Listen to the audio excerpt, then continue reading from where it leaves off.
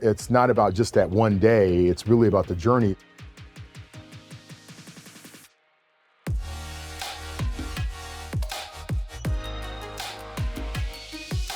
So we marched through, and it took a little bit of time and got ready for an IPO, and had an IPO in September of 23 right here in the New York Stock Exchange, and we've just been public just over a year. And so yeah, it's been a fantastic journey. It's been wonderful to have Klaviyo as a part of the NYSE community. So you mentioned you went public in September of 2023. Why was that the right time for Klaviyo to go public? So we really focused on the health of the company, being public company ready. And so we had a lot of readiness initiatives that we went through along the path to say, okay, I think this is the right time. And so for us, it was really sort of just a milestone in the journey of Klaviyo. You know, we want to build a company that lasts a long time. And, you know, checking off the box of being a publicly traded company was one of those milestones that we had to do to build a company that lasts for a long time. All right, now as the Chief Legal Officer of Klaviyo, how did you prepare to go public? We really needed the rigor from a finance perspective, so partnering with our Chief Financial Officer, Amanda Whalen, who came from Walmart, and sort of just getting the company ready for, you know, different things, like the smallest things, like there are blackout periods where you can't trade your equity.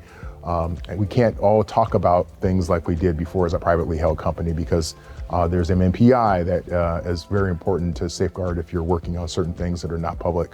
So it really was sort of just a journey in a collective, but we have a learning culture at Klaviyo, and we, you know, one of the things it says is always be learning. And so it was really fun to everyone get on board with that and all sort of learn the journey of what it's like to be a publicly traded company. But we built that rigor so that we would all be ready for the stuff we have to do now, which is coming up. Now, finally, tell me, what's your best advice for companies that are looking to go public?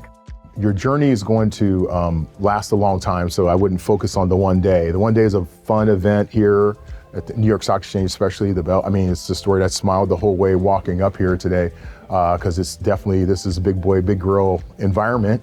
But it's not about just that one day, it's really about the journey. So the substance that you create as a company is very important. So I would focus on the quality of the substance that you're building as a company, your story, your all the roles, and everyone understanding the framework for which you're going to operate. Because mission critical is that you're going to tell that story for a long period of time, and it needs to be correct, and everyone needs to be on the same page. So I would focus on building a strong culture, a collaboration, because, you know, everything you do as a publicly traded company requires many, many teams across, from IT and systems to security to finance to legal to, you know, HR, to come together for this, you know, each 90 days to tell the new story for how the company's doing each quarter. So definitely I would focus on building the strength of your core collaboration.